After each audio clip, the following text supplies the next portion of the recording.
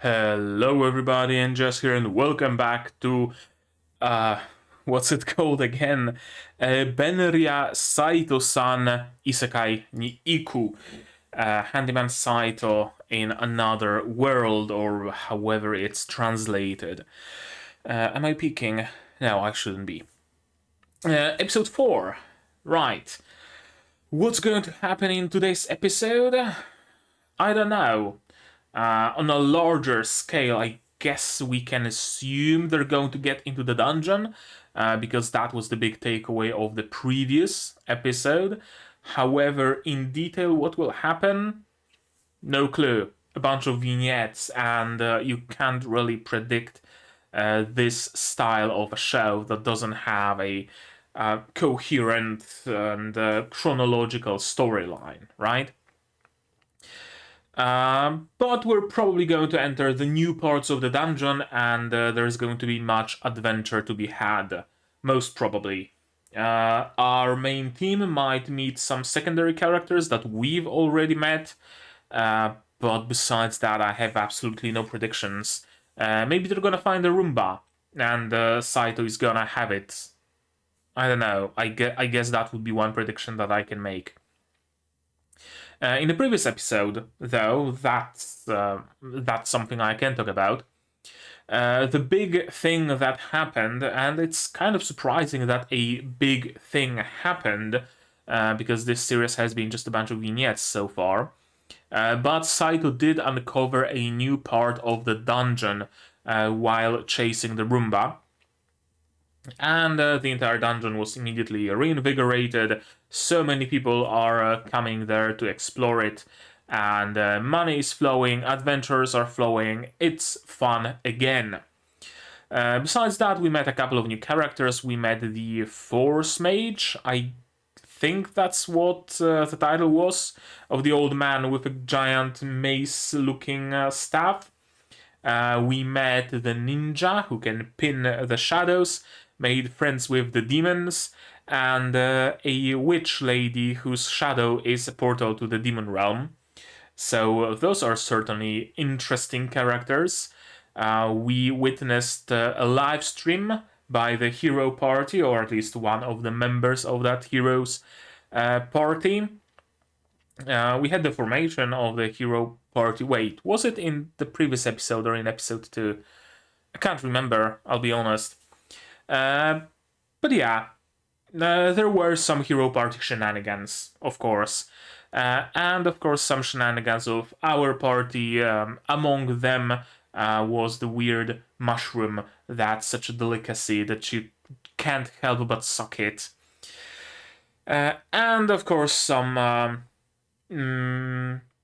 matchmaking office that's also a thing in this world, and Morlock completely misunderstanding the purpose of it. And there was also the succubus. Yeah, I think that about covers it. I don't think there's anything more to be said. Why is the image looking so dark? I don't know, I have my lights on. Maybe I should just... Is that gonna help? I think it might. Just a little bit. Okay, so I don't think there's anything more to be said about the previous episode or today's.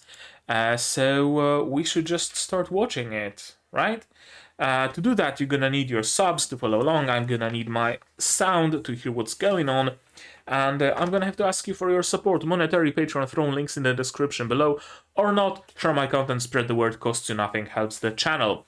And with that out of the way, we can start watching episode 4 of Benriya Saitou-san Isekai ni Iku in 3, 2, 1, go. The dawn of a new era. Yeah, indeed. The dawn of the age of great exploration.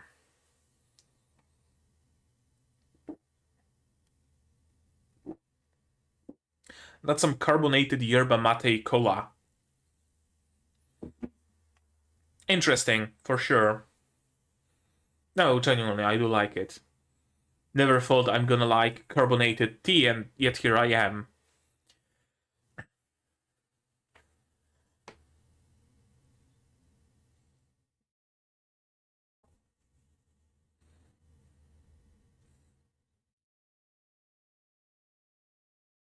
Okay, so at least that's something. Admission fee being waived.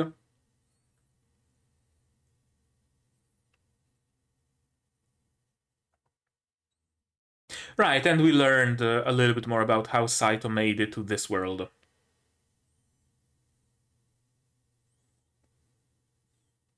Yeah, he wants the Roomba. Oh, that's what you're worried about. No, he probably doesn't. Let's be honest.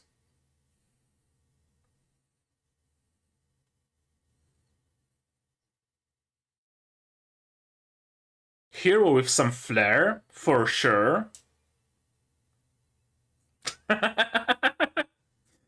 uh,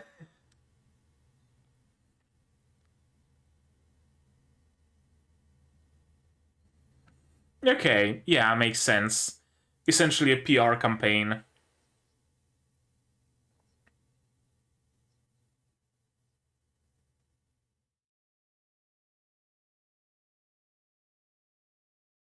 Sure. I'm waiting for you to be obstructed again. And where's the priest? Oh, there he is.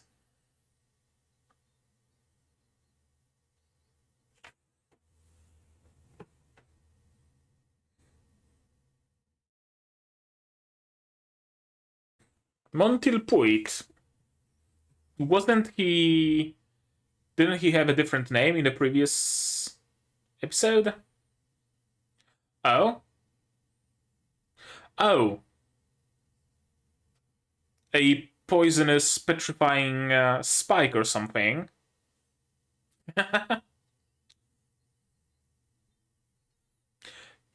Sure. Okay. And here I thought he's a decent guy. Yeah, who are you, though? Oh, it's the elf warrior. Yeah.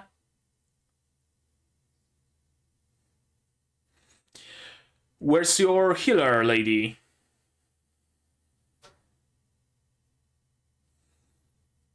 Whomst?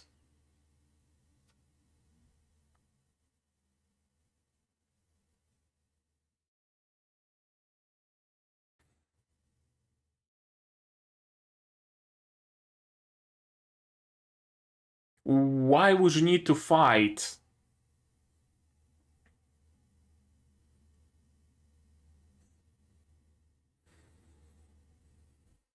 For a moment, I thought the knight in golden armor is Raelza's sister, perhaps. Maybe it's actually the case, I don't know. But Raelza had no... Uh, didn't react.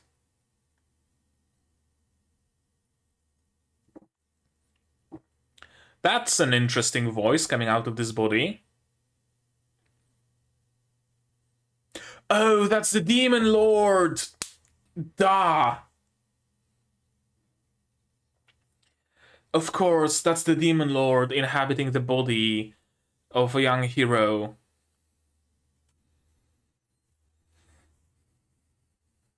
Yeah, loose head. And there's also that.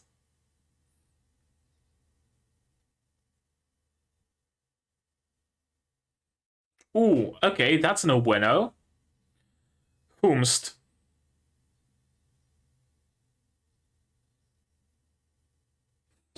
The ninja? Why though?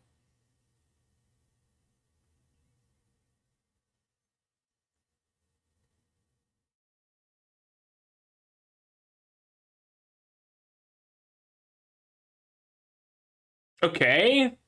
Is that ninja this strong? Or is the Demon Lord this weak?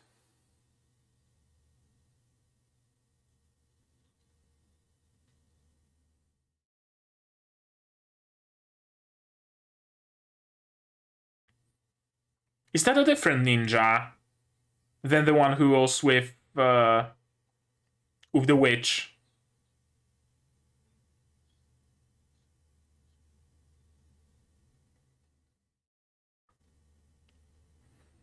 Okay.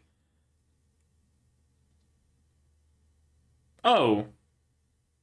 Okay, he's alive. uh, I was about to say that their situation is pretty bad, but okay. That I didn't expect this series can get this dark, but it can't.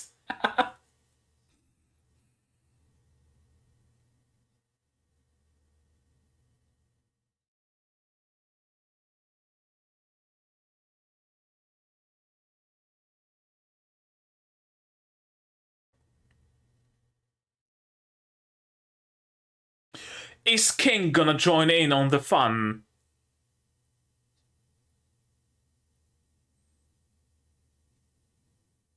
Okay.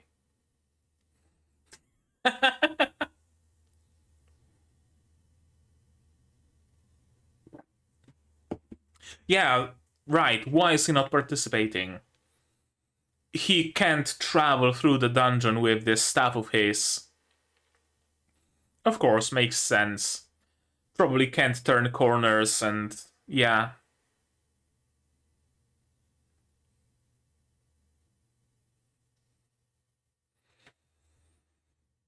Okay. Too bad we're not gonna see more of him. We probably will, but not in the dungeon.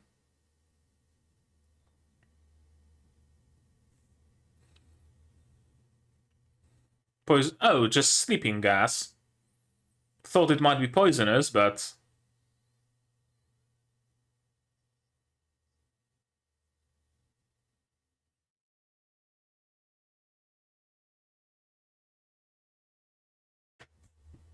Yeah, probably not gonna be able to puncture its shell. Also, is it the first time we see Raelza's shield? I don't think we've seen it before. Elven Warrior? No, it's the Axe Lolly.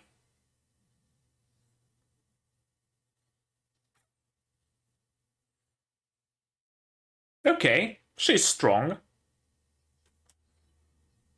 Liliza Lassenpop.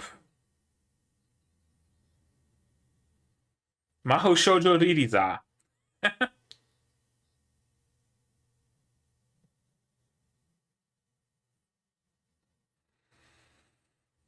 I mean, yeah, fair.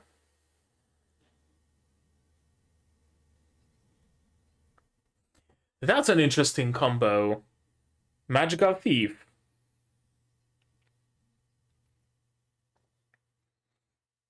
As good as Saito, though.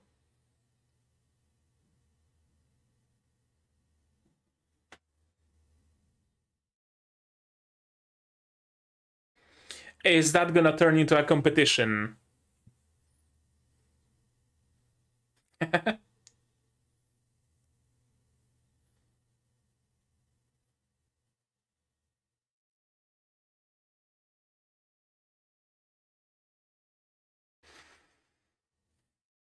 What do you see? Oh, okay, okay, okay.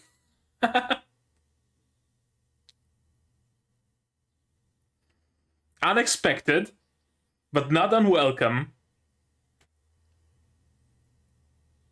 There we go.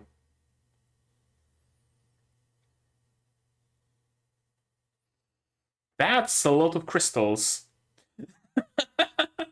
Almost like a proposal, isn't it?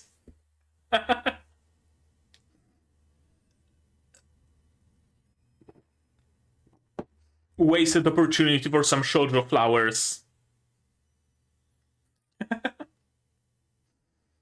Okay, I guess shoujo sparkles also work.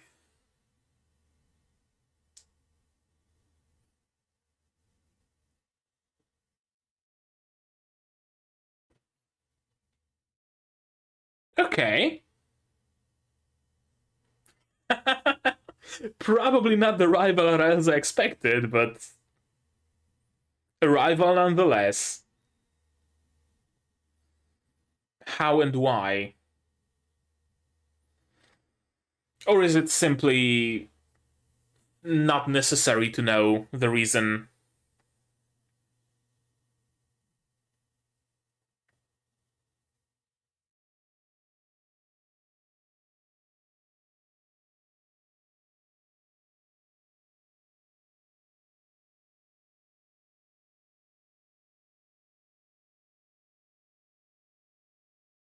Yeah, actually.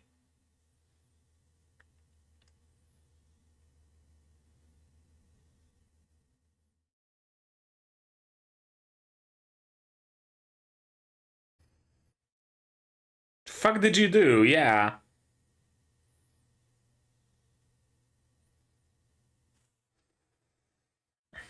Okay.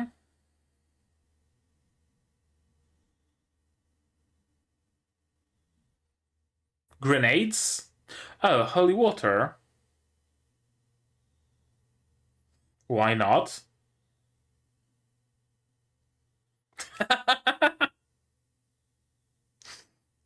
Yeah, that also works.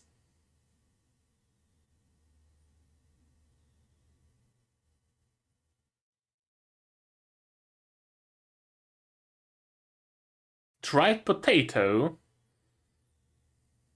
That doesn't sound particularly great. Okay, and he just has sandwiches.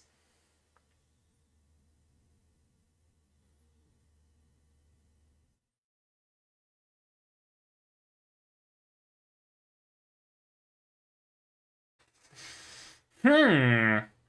Interesting. Some preservation magic.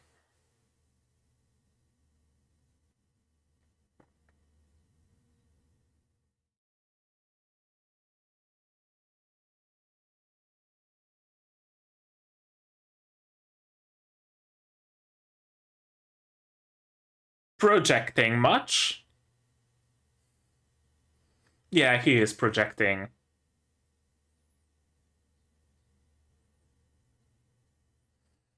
That's true.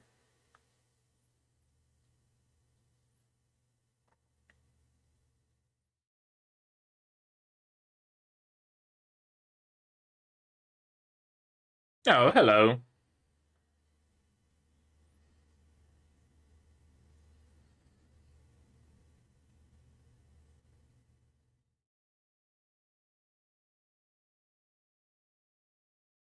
I mean, can't you?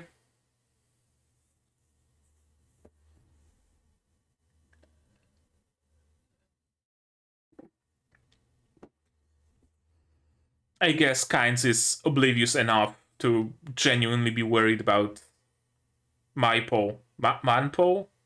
Whatever the fuck his name is. Monpui.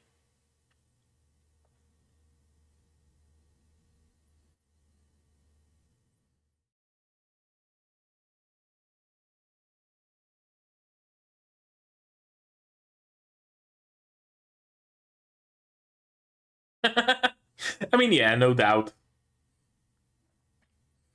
Fighting for the chest? And what's that monster?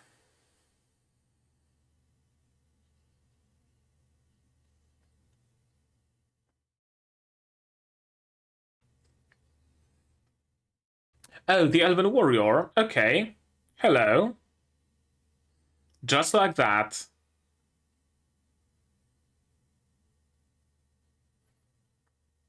No, the fuck you won't be. And that's the duel.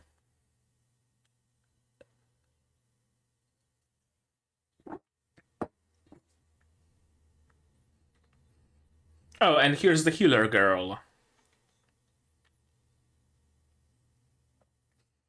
Split? I mean, am I the only one? The duel.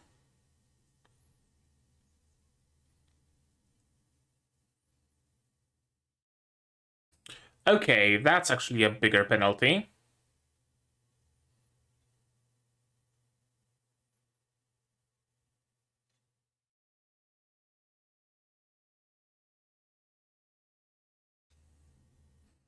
Spell seal of something.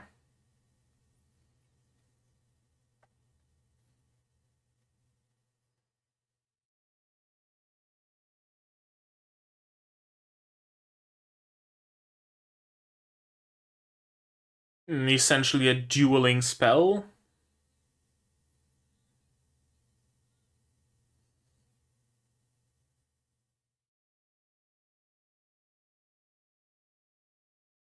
Granddaughter? Are they actually related? Or is it like Raelza was an orphan and Morlock took her in?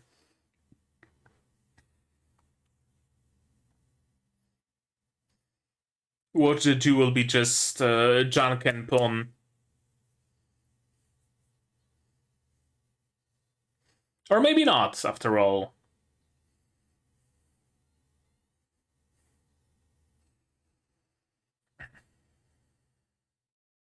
Strength versus speed, huh? Yeah, if the elf gets hit by Raelza, that's the end of her. But it's not easy to hurt Raelza in heavy armor. Unless, of course, you aim outside of the armor.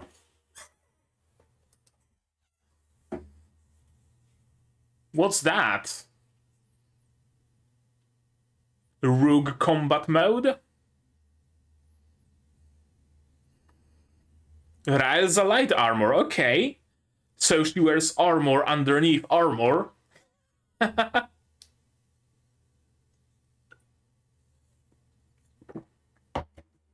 Oh, well, that's no bueno.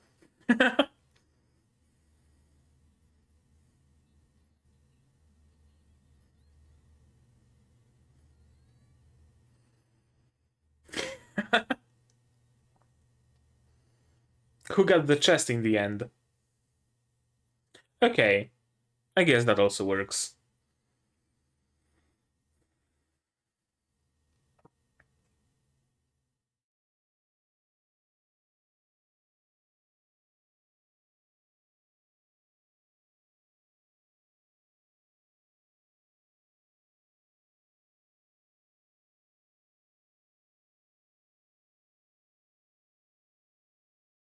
Yeah, you can get hurt as much as you like, but don't die. Because if you die, you can't get hurt, and I can't lick your blood.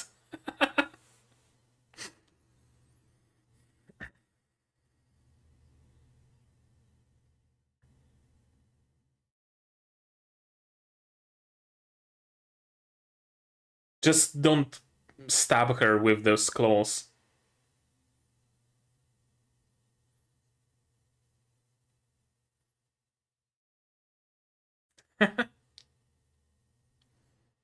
Oh, we're gonna meet the Roomba. Or someone is going to meet the Roomba.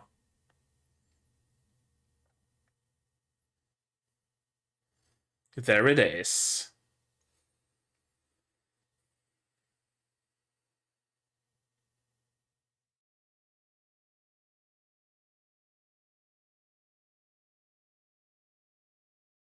Run after him? If you're calling for him to wait, just run with him.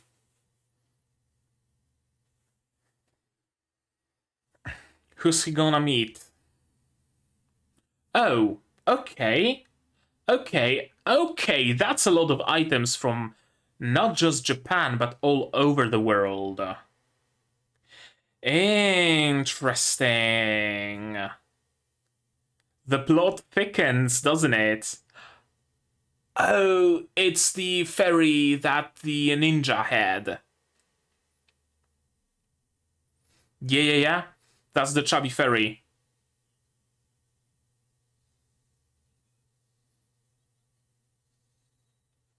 Saitou might be a weakling, but Raelza ain't.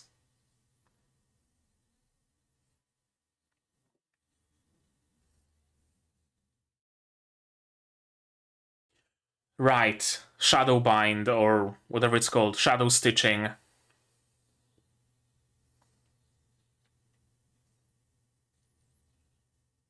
Light magic is actually super useful for a whatchamacallit? For a ninja who can stitch shadows.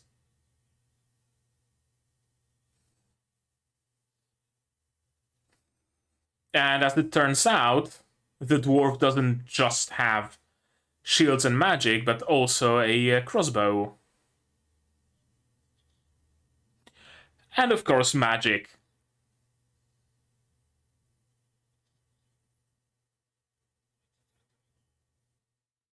Explosion.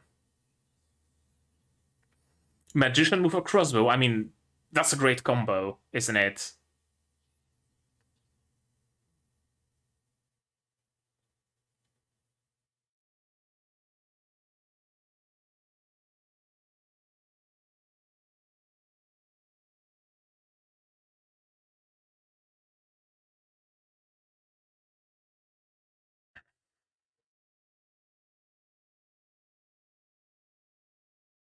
Items from Saito's world.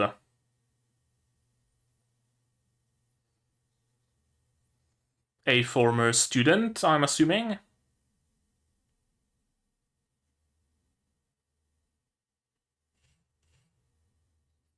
Gibungle. Okay, yeah, former student, but Morlock probably doesn't remember. Because he has dementia. Haha, funny, in it. Yeah. Okay, and that's the episode. Yet again, way too short. I really wish it was longer, but alas.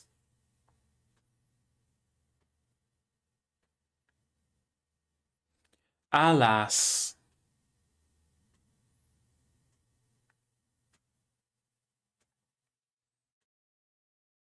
And the puppets again. Or clay models, or whatever those are. Probably 3D renders, but I can't be sure, honestly.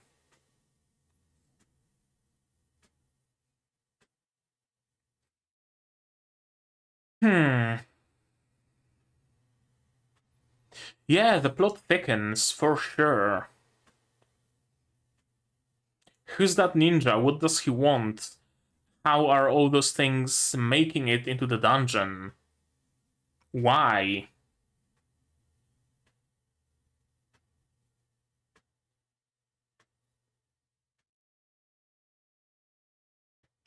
There's a lot of things that you could just completely disregard as just a thing that happened. Maybe a bit for laughs, maybe a little bit for a little drama. But ultimately it was their sole purpose. But no, they might have some deeper implications. That's cool. That's cool. That's why I really do enjoy this show. Despite being just a collection of vignettes and haha funny moments, it does have some depth to it. So how about we explore that depth a little bit more in depth and watch it again, shall we? My segues are getting worse and worse. The dawn of the age of great exploration. A lot of different adventurers, warriors, mages, shield bearers, spearmen. Very interesting armors. Here's another elven warrior, I'm assuming. Or at least another elf. Someone trading, someone resting. There's the city. Yeah, people buying, people selling, people wearing like not shogun armor, but like Japanese samurai armor. This world must have had connection with other world, with our world perhaps. That samurai armor kind of hints at that, but I'm not sure how much connection did this world have and how relevant is that gonna be. Okay, they got their admission fee waived for the next 10 years, and that's a lot of time. And of course, Saito is interested in a Roomba. Rails, of course, believes that Saito wants to return to his world. I don't think he does. I think he feels best in this world. He's needed, people respect him, right? In his original world, what was he? Just a handyman who charges a lot of money for a few minutes of work, as his clients believe. Yeah, he's better off in this world, for sure. Meeting the hero and his party, not the whole party, of course. I love how he was interrupted by the marching army. Nobody gives a fuck about him. He's just a figurehead, and everybody knows it. Yeah, to keep people from feeling scared if he does, he must be one of the heroes. Essentially just a PR campaign, right? We have that idol, we have that that thing that gives us a sense of security, that like single person we can turn to, that's the beacon of our hope and all that jazz, right? Makes perfect sense. Role of finding a trail and the role of blazing through it are not the same. Sure, the lead characters of this great labyrinth are me and Raichi the magician. Doubtful. I fully believe they will be carried out of the labyrinth on a shield, not with a shield. Montilput. Okay, so I guess Monpui is just a shortened version of Montilput. That's why I thought he was named something else in the previous episode, because he was just named Monpui. And he plays all nice, but he has some weird petrification spike on his head, playing dirty, because of course he is. Because of course he is playing dirty. I'm glad we're having some interactions with the characters we've met before. With the warrior elf, and later with others. First party is out.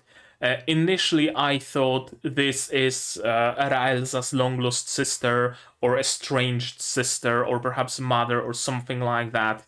And there's going to be some family drama, mostly because of the face, fairly feminine, and the armor looking very Raelza-like. I completely disregarded the person on the right, and it's of course the minister of the country. And I completely forgot that the demon lord is now inhabiting the body of this guy. If we end up having to find, let's do that fair and square. Strongest party. In this body I can't even use half of my original strength. Seems that they're in the Great Labyrinth, the legacy of a magician who can manipulate time. Oh, interesting. I kinda missed that. Magician who can manipulate time. How would that relate to items from Japan and other places in our world making it into the labyrinth? Perhaps not just time, but space and time. That would make a little more sense, wouldn't it? We should retrieve it. Okay, yeah, we should retrieve that legacy. I thought they mentioned some precise artifact, but no. Do you know who's sitting before me? Yeah, His Majesty's chess partner. You're a friend of the house. I mean, you can play it like you're evil, but I mean, come on. Come on. You're playing chess with the king. And yeah, the ninja turns out is fairly freaking strong. Able to kill the Demon Lord just like that. Now, true, the Demon Lord is weakened, sure. But it's still the Demon Lord, and the ninja handled it like it's nothing. So perhaps even if the Demon Lord was at full strength, the ninja might still have a chance to win. Perhaps it wouldn't be an insta-gib. It would take some time, but he still might win. Might have had won, or whatever the tense is for that. A fairy. Chubby fairy with black wings. Interesting. Burn them so that no one can revive them. And thankfully, just before I was reduced to ash, I activated Forced Retreat. So that's something he can just activate. Teleported to a temple. Okay. Go and rest a little. You were almost killed and all you need is just some rest. Those are some powerful people. For a moment I thought that it's actually going to get, like, dark. That the Minister and the Demon Lord are now fucking dead. And what's going on? What's gonna happen? No one is safe. But no, it turns out in the end it was played for laughs, and I'm glad. I don't need drama in every single isekai I watch. I mean, I'm gonna be honest. It does seem like fun, that Great Labyrinth. But yeah, they're dropping out, and the Force Magician is also dropping out. We get a little bit of detail on them. The Minister is level 18, Saitou is level 14, Morlock 84, Araelza 46, Lafanpan 39, the gay guy is 40, Axloli 47, Force Magician 64, fairly high, although not as high as Morlock, for example. Hero Party around 30s, Priest and Elf Warrior 44, 35. Magician Fairy level 50 and Ninja 68. Those are fairly high levels. And he's not participating because his staff just can't physically fit in the dungeon. Makes perfect sense. I hope we see a little bit of him as he travels the world, travels the countryside or whatever, and has his own adventures outside of the dungeon. And here comes the shield lolly. She is powerful. Her hits can damage, pierce that shell like it's nothing. And even Raelza had issues. So yeah, she's hella powerful. And I fucking love her skirt. I have a weakness for battle dresses. I don't know what it is about them, but I have a huge weakness for, like, plaid dresses. There's just something about them that's so incredibly out of anything that is great. They're not practical. They're not historical. It's just peak fantasy, you know? Peak fantasy. Battle dress. If she had, like, a maid headdress, that would be, like, a slew more points. Her name is Liliza. Magical Beast Hunter Liliza. And Giver. Giver? Giver. Okay. Magician and a Thief. That's an interesting class combination. But of course, Saitou is better because, I mean, he has better tools, first and foremost. And maybe he just has more experience. If I look more closely, he's the ideal type.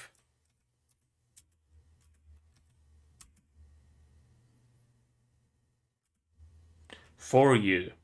That was a nice bit of bait and switch. Initially, I thought that, yeah, she's gonna be Raelza's love rival. Then she turned her eyes, and I thought that she's talking to Raelza. She recognized it, that they're meant to be. And she's not a rival, she's gonna be a wingwoman. But no, she looks at Givre, and she instantly recognized that Saitou is 100% in Givre's type. Dark eyes and small shapely faces. And someone who can work a pick? I mean, sheesh. I still think this is a bit of a wasted opportunity for the classic gag with Saitou's face being, like, overly rendered, right? Like, you know, like you have someone's vision when they see an idealized face of their love object, subject, whatever you want to call it, right? That kind of a gag with like some flowers, right? Shoujo flowers, shoujo sparkles, that kind of stuff. That'd be cool. But I mean, we did get some shoujo sparkles, so hey, I'm perfectly fine with that. And the blush, the mad blush on his face. Sorry. The doors to Gievra's heart opened too. You're very polite. Yeah, you have a rival, Reza. You have a rival. A man who is needed and a man who is not. Yeah, Saitou is needed, Monpui, not necessarily. You look like you'd be good at tricking people. And of course, Monpui tries to upstage Saitou at every single point. But Saitou won't get upstaged. He's gonna upstage Monpui, not even wanting to upstage him. That's the best part. He's not like trying to show off that, hey, I can carry holy water around. No, he's just, oh, you cast a barrier against monsters. That's actually not a bad idea. Let me cast the barrier as well. And he just does. Flasks from silver apparently can store holy water. Regular flasks cannot. I have dried potatoes. You don't have dried potatoes. No, he doesn't. But hey, you're eating? That's actually not a bad idea. We're sitting ducks here anyway, might as well eat some lunch. So he pulls out lunch. And yeah, sandwiches. Sandwiches with magic that used to preserve bodies. I guess magic that's used to preserve bodies is actually useful, because if your party wipes and at least one person survives, if the bodies can be preserved, you can resurrect them. So, makes sense that magic like that would be very developed in this world. How do those sandwiches work, though?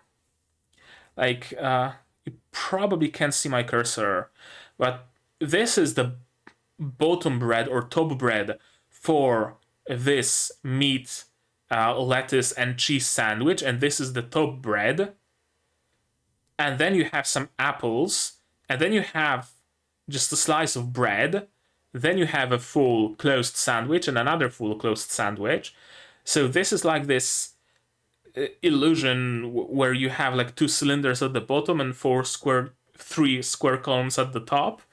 Like this slice of bread is shared between this meat and cheese sandwich and this apple slices sandwich. At least it seems this way. I don't know why, but it bothers me. Okay, this makes sense. Now we can see that second slice of bread on the apple slices sandwich. But here, there's... Oh, no, wait, sorry. I see this here. Hidden behind the lettuce, there's the slice of bread for the meat and cheese sandwich. And then there are two slices of bread for the apple slices sandwich, right? 2 slices here, 2 slices here. Okay, makes sense. I didn't notice that before. Cast barrier only for myself. I ate potatoes for myself. And of course he's projecting.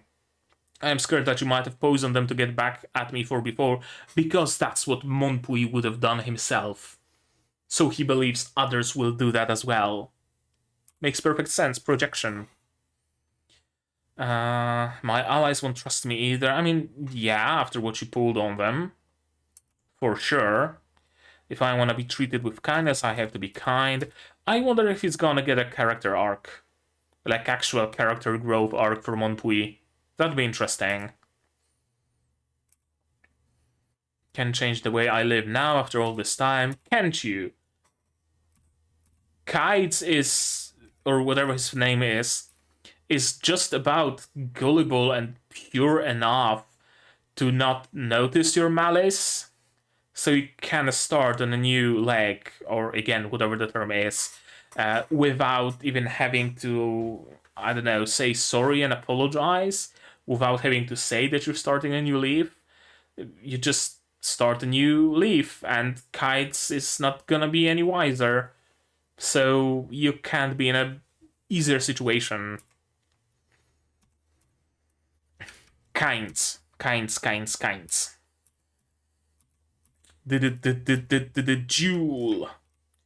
Also, I forgot to mention at the previous fight, some really cool fight scenes. Some really nice, smooth, fluid animation. Again, this show surprises with just how much work and care was put into it for a show that consists of essentially a bunch of vignettes. You'd expect it to be mostly a slideshow and sliding PNGs, but it has actual quality behind it. That's great.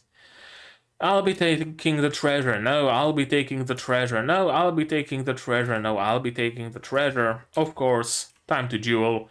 As if you couldn't just split the treasure? Sure. I guess we need a duel.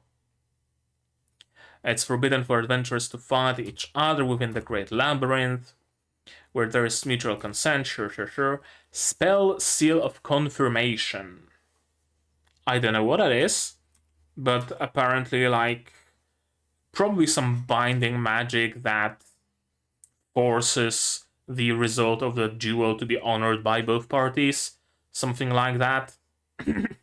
Right? If you cast this spell when playing rock, paper, scissors and you lose, then you lose. You can't contest it. You can't say, I want a rematch. You can't just steal that treasure. Haha, I'm not gonna give it to you after all. You have to abide by what the stake of the duel was, or the stake of the competition, or whatever. Many fantasy worlds in anime, manga, light novels have a spell like that. That's interesting. Thus, the magic covenant is sealed. First elf, Flanrir Arlil. Franrir Arrir. Essentially. Franrir. And I thought Rerena from Gate was hard to pronounce. And here comes Flanrir Arlil. Raelza Morlock. Interesting. Either an orphan or a granddaughter. Too young to be a daughter, I think. Or, shit, maybe. We don't know Morlock's, whatchamacallit, Morlock's love conquests.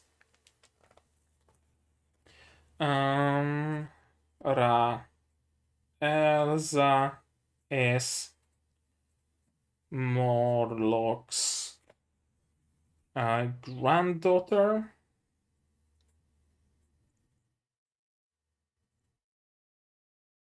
Granddaughter or adopted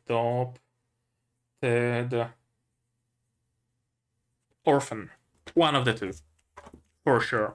Some sort of a family, either by blood or found family. Why'd you say that part so quiet? I mean, it is kind of embarrassing having you in your family. Let's be honest. All I can do now is watch. Given that Elsa's heavy armor, she shouldn't suffer any fatal wounds. The fatal flaw of heavy armor is that it usually has gaps. Sure, those claws won't do shit when she attacks the pauldrons, but Elsa has plenty of openings, I'm afraid.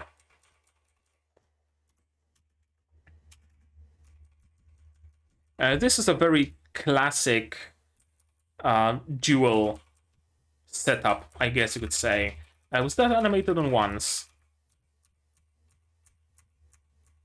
Yeah, for a little bit. Very classic duel setup. Heavy armor warrior with a ton of strength and a heavy weapon where a single hit can just kill the opponent, versus light armor warrior that has to jump around and do a lot of movement and deal a lot of instances of light damage. Who's gonna win? Her longsword isn't suited for quick, skilled opponents, sure, but she can transform by pulling out daggers. That also unlatches her pauldrons, takes off the helmet. Her breastplate just flies off, which is interesting. Yeah, it looks like her boobs just grew and broke the armor apart. Yeah, it's not even an unlatching mechanism. Shit just breaks.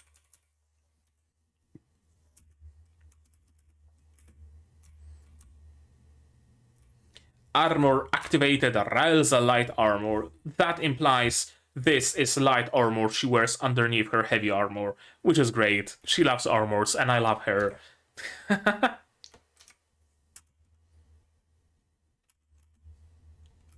The one who set that up was this guy. Okay, so he created some mechanisms in Raelza's armor so that she can quickly discard it. Makes sense. But there was a fatal flaw, or her under armor sustained enough damage to just fall apart. And yeah, her tits are out. They are sharing a bit of a moment. Yeah, you can't die. I still can't use revive magic. Once I can, though, you can die all you want. You won't know what I'm gonna do to your body while you're out, but I'm gonna have revival magic, that's all that matters. And of course, he picked the wrong moment. Sharing some treasure. Vacuum and the assassin, the Roomba. The Roomba led them to a room full of artifacts, essentially. Mailbox, Japanese, I'm assuming. A bike. A like fishing trawler kind of thing. There's a track of some sort in the background as well.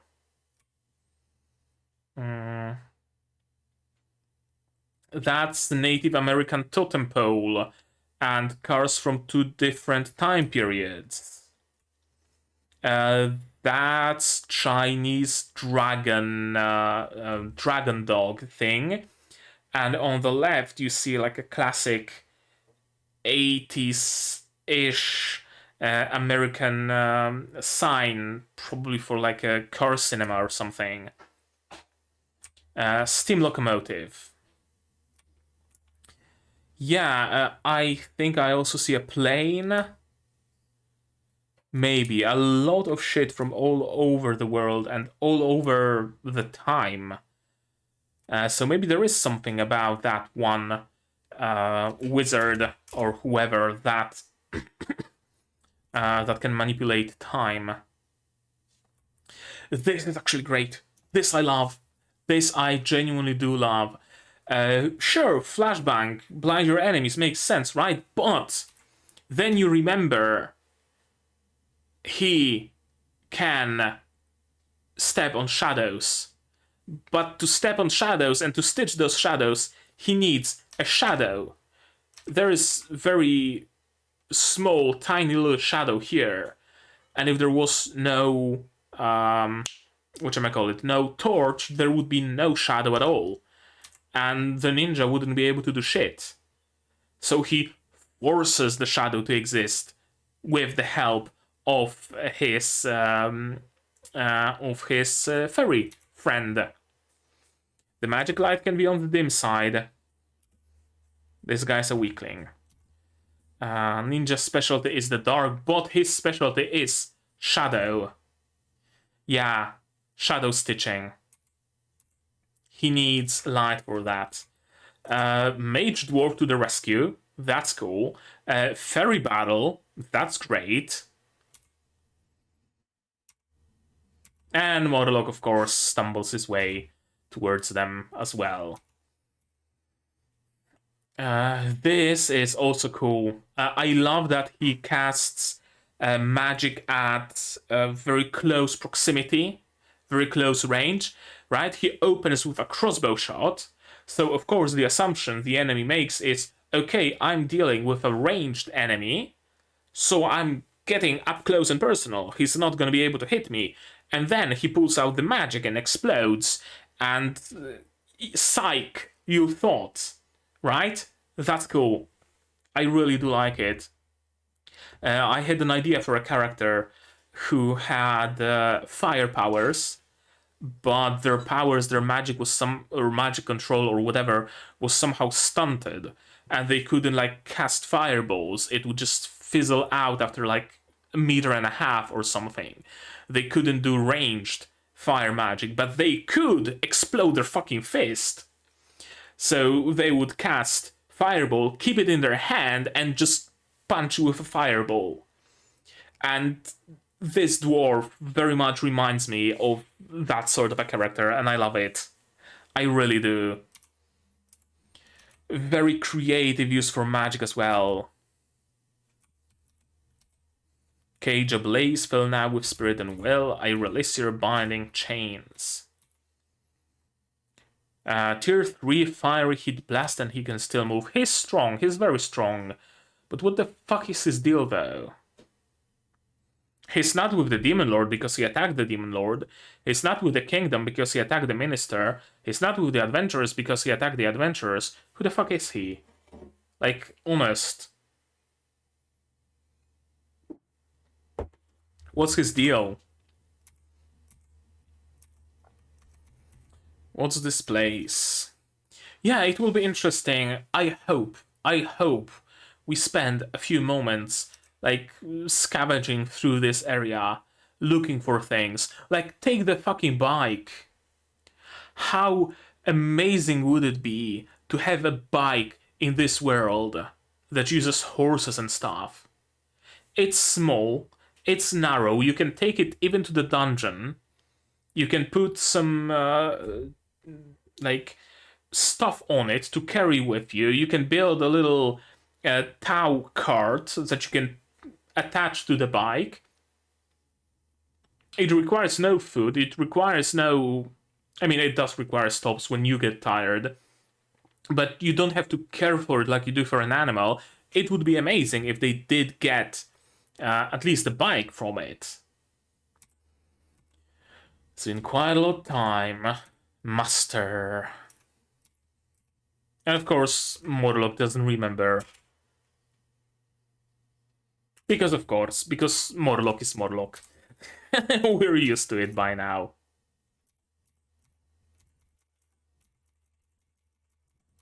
And there we go.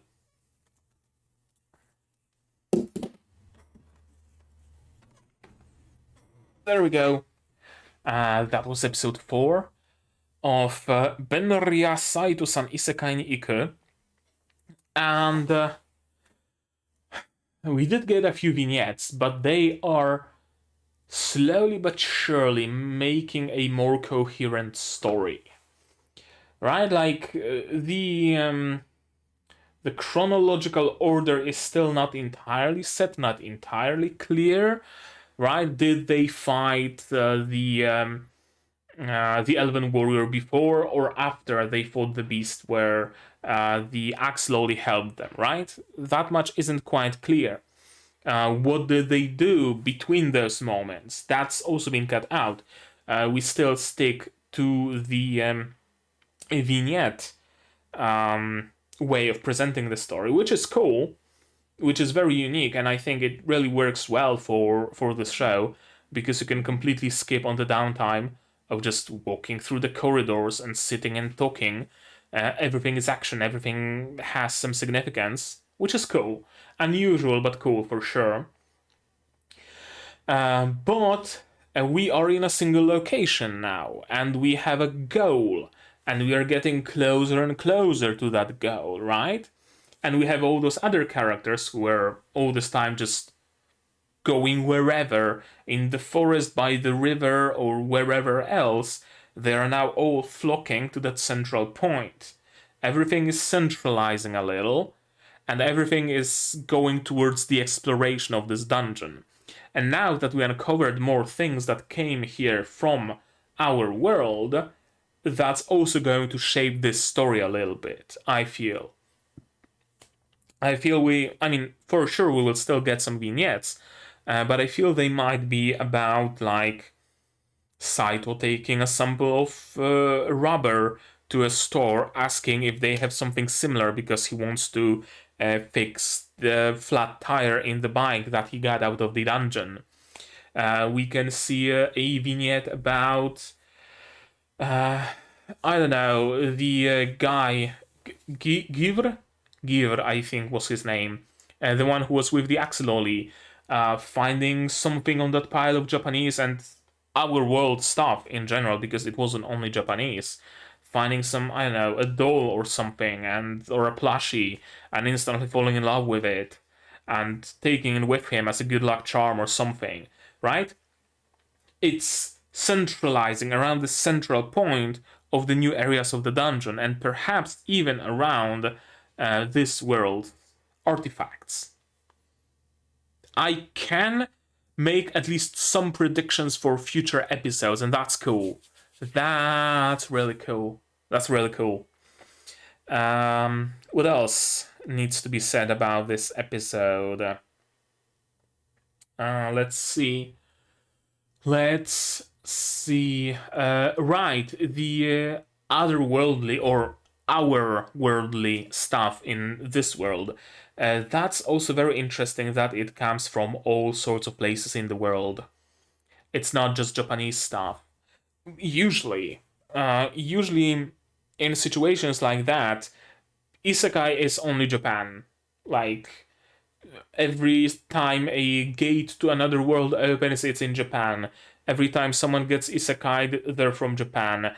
Every time someone gets resurrected, they're Japanese. Every time they find some passage to our world, it's the passage to Japan, right? It's very Japan-centric. I mean, it makes sense, right? It's manga, light novels, anime, Japanese media, so duh. But it's interesting to see a piece of media that actually includes the other places in the world. Like, things come here not just from Japan. It would be weird. Why would Japan be the only country that can isekai things and people? Right? It stands to reason that some things might disappear from the US and be transported there. It stands to reason that some things from 300 years ago might have also been isekai'd. It stands to reason that a Chinese dragon dog might have gotten isekai'd. It all makes sense. And I like it. I like this attention to detail that it wouldn't make sense if it was limited to just Japan. It never does. We just kind of hand wave it because Japanese media does Japan, makes sense. But it actually makes more sense to include other places and other times as well. I think Gate also does it fairly well. Bit of spoiler for Gate, I guess, maybe. I'm gonna put down my hand when spoilers are over. The Gate has appeared between Arnus and our world many times before. That's why there are Roman-looking people in the world, because the Gate opened in ancient Roman times to our world. And the Gate also opened to the world of elves. That's why elves are in the world of Gate. And the Gate also opened to the world of Minotaurs. That's why Minotaurs are in the world of Gate, etc., etc. So that was also handled very well. Okay, spoilers for Gate over. Yeah, it was a great episode, and it surely makes me excited for what's coming in the future. I need more interaction with the characters we've met before. I need them to acknowledge and use the artifacts from Saito's world. Like, sure, they will probably be all like, oh no, we can't introduce combustion engine to this world.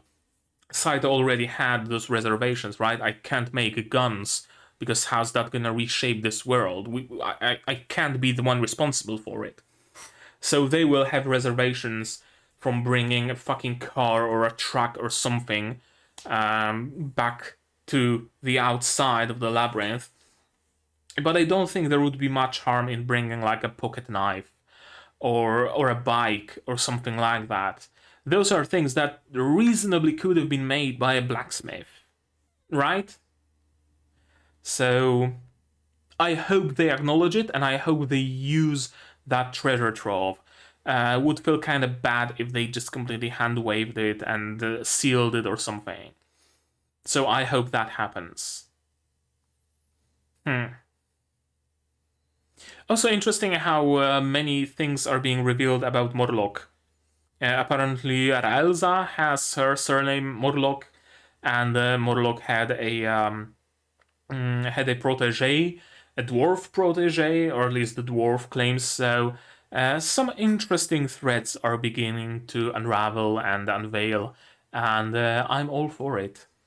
I'm gonna be waiting for the next episode. I mean, I don't have to wait, it's already out. But I'm gonna wait some time until I watch it. Right now, I think that's gonna be it for me for today. But maybe you guys have something more to add. If so, do that in the comments below. What did you think of this episode, my reaction, my theories, stuff like that? No spoilers, please. The source material exists, there's a manga. Episode 5 is already out. Don't spoil those things to me, please, I beg of you. If you do want to talk spoilers with fellow people who are ahead of this show, Discord is here. Invite is also in the description down below. Click it, join the server, and there is a Saitou-san channel where you can talk spoilers to your heart's content. Like this video if you liked it, dislike it if you disliked it, but tell me why so I can improve. Subscribe to the channel to be notified of future releases of not only Benriya Saitou-san Isekai ni Iku, but also Ooyukiumi no Kaina, Symphogear, concert incoming, and then the final season, or at least the last season that we have. Madoka, Magica, Rebellion. I know I keep talking about it, but I'm gonna watch it over winter break, I promise. And some other shows, of course, are also not off the list. They're also coming sometime in unspecified future. And I also stream sometimes. Alchemy Stars, Blue Archive, Arc Knights, Counterside, stuff like that. So you might want to click the bell to be notified when I go live. Support the channel if you want monetarily on Patreon or Throne, links in the description below. On Patreon for $10 a month, you get early access to non-seasonal shows like Symphogear, Madoka, and others. And for just $1, you get a role on the Discord and a place in the credits. On Throne, however, you can pitch in towards my purchase of better gear, better software, stuff like that directly. And if you don't want to spend any money whatsoever, share my content, spread the word. It costs you absolutely nothing and helps the channel a lot. And right now, that's gonna be it from me for today. So as always, you guys do all the good stuff, and I'm gonna see you in the next one. Cheers! And here's the list of my current Patreons, and you can of course be one of them if only such is your desire.